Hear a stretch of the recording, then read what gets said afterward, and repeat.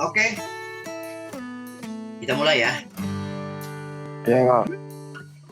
Ya, Pak. Oke, Assalamualaikum warahmatullahi wabarakatuh. Waalaikumsalam warahmatullahi wabarakatuh. Waalaikumsalam warahmatullahi wabarakatuh. Sampai ketemu lagi ke pertemuan 8 di mata kuliah perencanaan pabrik. Jadi sebenarnya sangat ada kaitannya perencanaan pabrik, terus kemudian ada tata letak pabrik, ada yang saling memberikan kontribusi ya pengetahuannya di satu kelompok. Jadi nanti di perencanaan pabrik kali ini kita akan bahas perencanaan pabrik ini mengenai pengembangan organisasi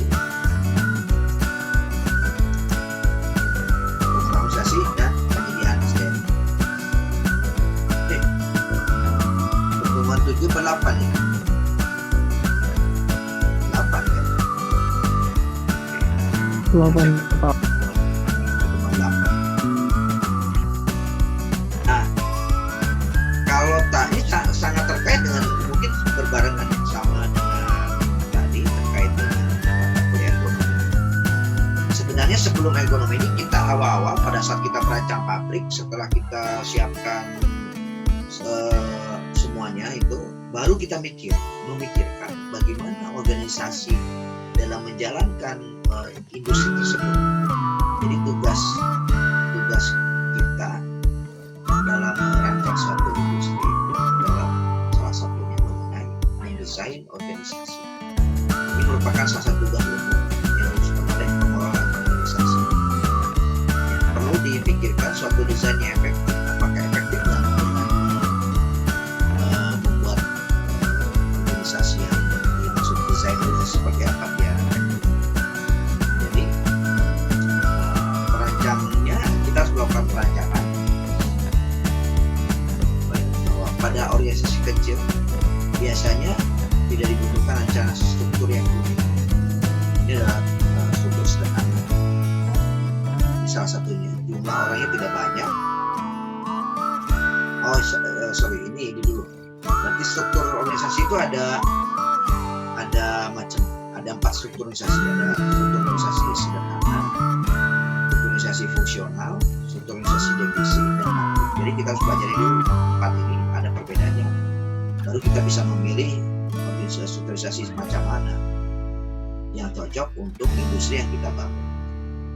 Pertama, organisasi yang sederhana, ya strukturnya di mana ada seorang pemilik dan karyawan aja. Kayak bikin toko cuma pemilik karyawan udah. Perencanaan dari baru buat perencanaan suatu tugas, tanggung jawabnya, komunikasinya sangat informal. Jadi nggak perlu pakai strukturisasi juga, nggak perlu pakai job spec, job desk-nya nggak usah. Yang pengawasannya biasanya langsung dari si pemilik sampai ke. Kemudian ada struktur organisasi sederhana, itu keunggulannya adalah selalu memaksimalkan peran pemilik.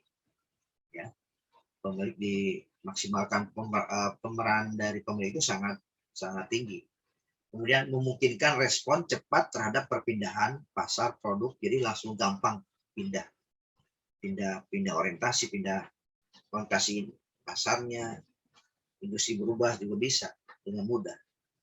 Nah, kemudian memiliki kemampuan mengakomodasi permintaan konsumen yang tidak biasa atau sulit atau unik tanpa kesulitan koordinasi yang berat. Jadi karena dia sebagai pemilik dan juga dia sebagai operatornya. Dan si karyawan tinggal tunjukkan, kamu melakukan A, B, C gitu.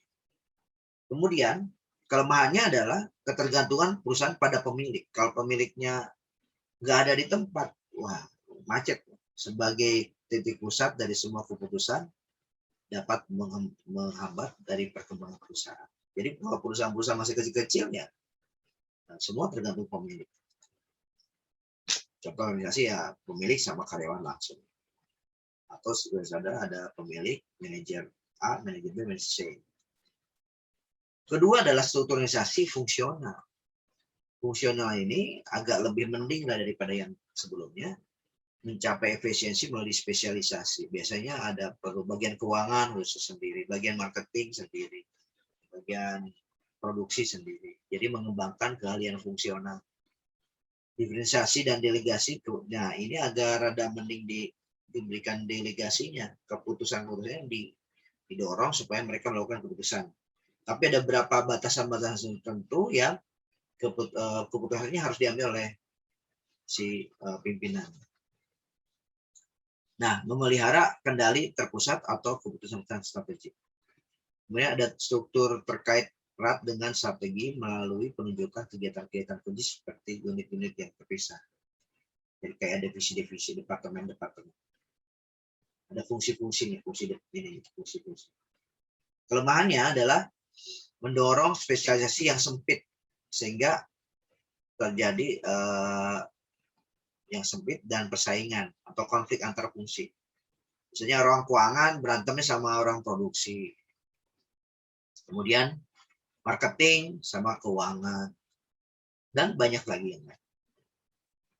Kemudian menimbulkan kesulitan koordinasi fungsional dan pengambilan keputusan antar fungsi. Jadi karena ada organisasi sehingga si orang itu akan melakukan koordinasi di antara ini, baru kita bisa ngobrol. Kemudian mengandung potensi kuat untuk terjadinya konflik antar fungsi. Ya, bisa jadi konflik antar fungsi, antar bidang fungsional. Kemudian masalah kemanusiaan, pekerjaan hanya sebagai alat. Nah, ini masalah pekerjaannya hanya sebagai alat. Jadi tidak disesuaikan, tidak bisa juga terjadi tidak dimanusiakan. Contoh fungsional ada engineering, bagian apa, ini ada CEO-nya. Kemudian struktur organisasi divisi itu lebih mendorong koordinasi wewenang di tingkat yang sesuai divisi. Kemudian meningkatkan pengembangan implementasi strategi divisi dekat dengan lingkungan yang khas. Kemudian membebaskan CEO melakukan pengambilan keputusan yang lebih luas. Nah, jadi ini lebih automatically sekarang dia mulai sudah melakukan. Kalau tadi masih rada ada pimpinannya, masih banyak ikut campur. Sekarang udah mulai melepaskan banyak. Kelemahannya, memupuk persaingan tidak sehat dalam memperebutkan sumber daya yang tingkat korporat. Menimbulkan masalah beberapa wewenang, manajer divisi, dan sebagainya. Nah, saya sudah mengalami itu dan pernah kerja di perusahaan multinasional di Sukovindo tahun berapa ya? Saya keluar tahun 97. 97 sebelum tahun 1997 sampai tahun 2000. Saya bekerja pertama di proyek luar negeri, proyek Amerika dan proyek USAID. Jadi bantuan pemerintah Amerika kepada Indonesia, ada proyek namanya industrial cleaner production. Itu yang terlibat dengan Sukovindo dan ada LSM di bidang lingkungan waktu itu. Saya menjadi salah satu pegawai di ICIP tersebut, proyek itu, dan di bawah naungan Sukovindo. Jadi pada saat saya proyek itu selesai, saya langsung direkrut di perusahaan Sukovindo atau konsultan Sukovindo. Nah, mulai dari situlah saya berkarir di bidang konsultan sampai sekarang. Nah, multinasional juga di Sukovindo menjadi tenaga ahli gitu di salah satu divisinya banyak banget. Nah, ini kira-kira strukturisasi yang ada divisinya, ada General Manager Division apa, SBU. Nah, ini di Sukovindo seperti itu. Ada SBU. Sub Business Unit SBU. Ada CEO, ada Vice President, rating. Besar banget. Karyawannya lebih dari 2.000, lebih 2.500, hampir 3.000. Keempat adalah strukturisasi matrik. Nah, keunggulannya strukturalisasi ini adalah mengurangi kecenderungan mementingkan fungsinya sendiri. Fungsinya ada, tapi ada satu koordinatornya yang secara multi divisi atau mengakomodasi beragam kegiatan bisnis yang berorientasi proyek. Kemudian memaksimalkan pemanfaatan manajer-manajer fungsional secara efisien, memupuk kreativitas dan banyak sumber beragam, kemudian memberikan kepada manajemen menengah untuk komunikasi lebih luas, dan struktur fungsi mendorong kualitas, sedangkan struktur produk mendorong efisiensi. Namanya dapat menimbulkan kebingungan dan kebijakan-kebijakan yang kontradiktif antara fungsional dengan organisasi proyek. Menuntut koordinasi horizontal, vertikal yang luar biasa, dan dapat menimbulkan lalu lintas informasi pelaporan yang berlebihan. Dapat memicu konflik dan kehilangan rasa tanggung jawab. Contohnya seperti ini. Jadi ini ada berdasarkan fungsional, engineering, production, kemudian purchasing, ada administration. Tetapi ada ditunjuk juga project manager. Dia membawahi anak buahnya presiden, engineering, production, purchasing. Jadi ini ikut, misalnya anak buahnya ikut project ini ikut project ini. Tapi pelaporan ke sini ada juga. Jadi antara matrik organisasi. Project A, project B, project C, dan seterusnya. Dan yang ini terakhir adalah mengenai outsourcing. Outsourcing itu memperoleh hasil pekerjaan dengan menggunakan sumber-sumber dari luar perusahaan yang sebelumnya pekerjaan tersebut dilakukan oleh karyawan dari dalam perusahaan. Kenapa orang mau outsourcing? Biasanya karena menghindari resiko masalah SDM. Untuk daripada saya gaji bulan karena nggak ada pekerjaan, karena naik turun, jadi lebih baik saya outsourcing aja pekerjaan itu. Atau membutuhkan keahlian khusus. Daripada yang terlalu kecil urusannya, misalnya outsourcing itu biasanya masalah bersih-bersih lantai, bersih-bersih yang lain-lain dalam pengurusan gedung itu di outsourcing aja. Kalau kita rekrut internal, belum tentu dia profesional dalam melakukan kegiatan membersih gedungnya, bersih lantai, kaca, dan sebagainya. Tapi kalau outsourcing udah terjamin, kalau ada ini tinggal komplain, ini minta ganti, dan ada tim yang akan melakukan spesialisasi tersebut. Tidak hanya itu, sebenarnya ada yang lain. Outsourcing itu pekerjaan-pekerjaan tidak perlu harus yang level bawah atau blue collar, juga ada juga yang memang ada spesialis skill, yang misalnya tenaga ahli itu outsourcing juga. Walaupun saya jadi dosen misalnya di Unpad misalnya, tapi saya sering dapat pekerjaan tuh dari luar, di outsourcing-kan. Misalnya perusahaan ini butuh ini, cuma satu proyek aja saya ngerjain, untuk di mana satu company itu meng-hire saya untuk menjadi tenaga ahli di perusahaan tertentu atau proyek tertentu dari pemerintah, dari swasta. Jadi outsourcing.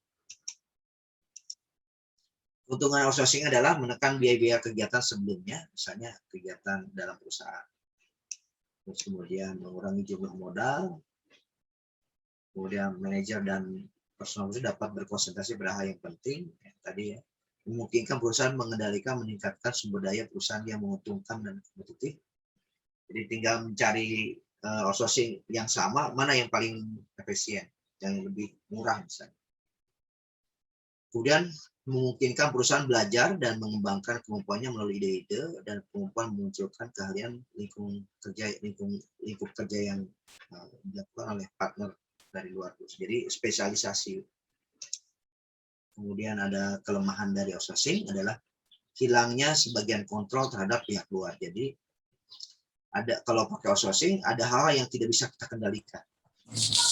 Terus kemudian ketergantungan terhadap pihak luar kita menciptakan. Makanya concern saya bagi kalian mau usaha ataupun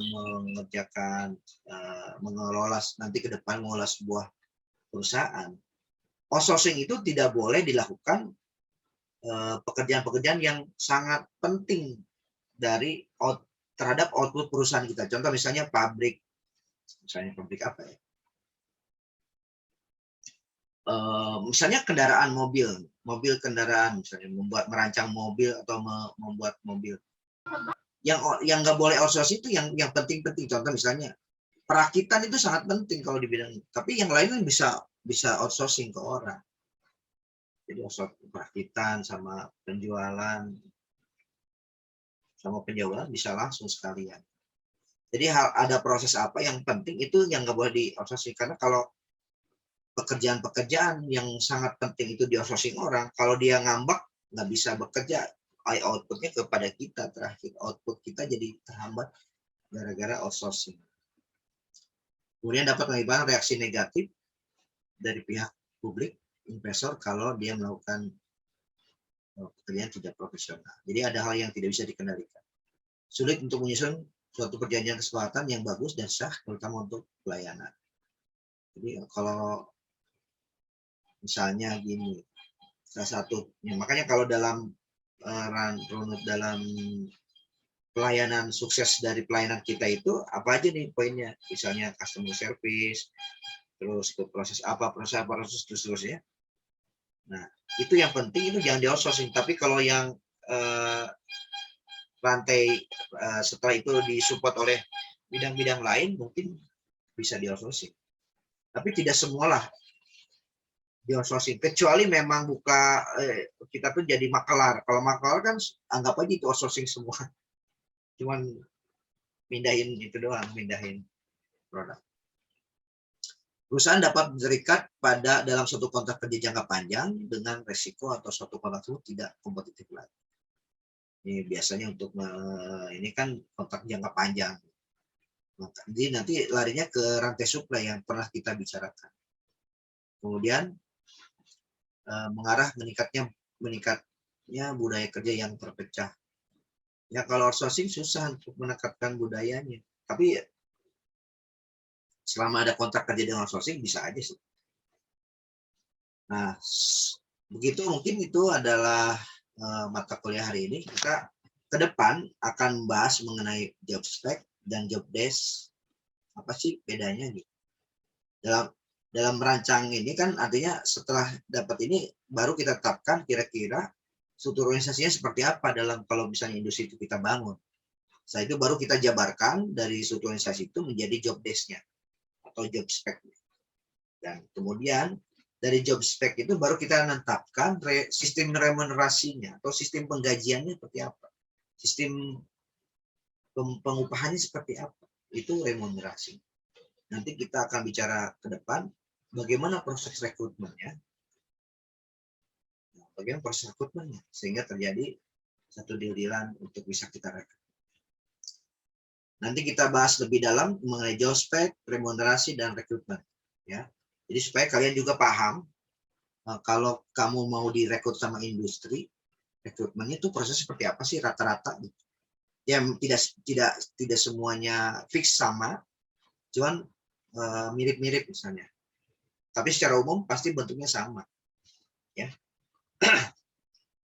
Nanti kalian juga harus mengerti sekaligus memberikan pengetahuan. Jadi nanti kalau saya mau direkrut sama karyawan tuh, kamu tuh harus ngapain aja sih? Oke, terima kasih. Ini mata kuliah hari ini. Nanti kita lanjut lagi minggu depan. Ada pertanyaan?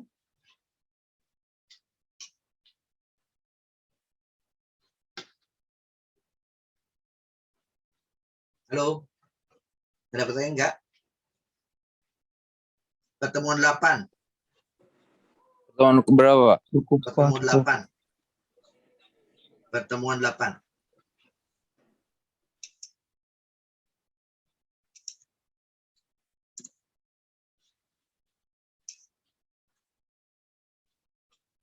Minta link absennya, Pak. Udah? Belum dapat ya? Tolong di copy. Kerjaan pabrik.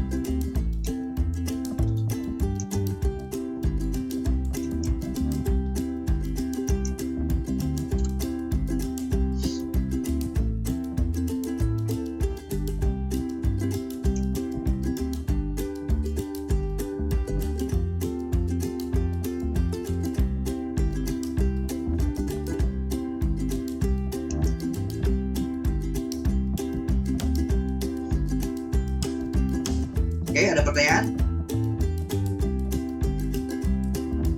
Udah absen semua belum?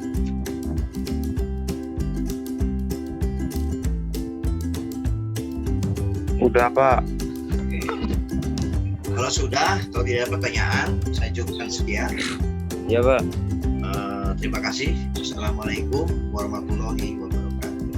Waalaikumsalam. Waalaikumsalam warahmatullahi wabarakatuh.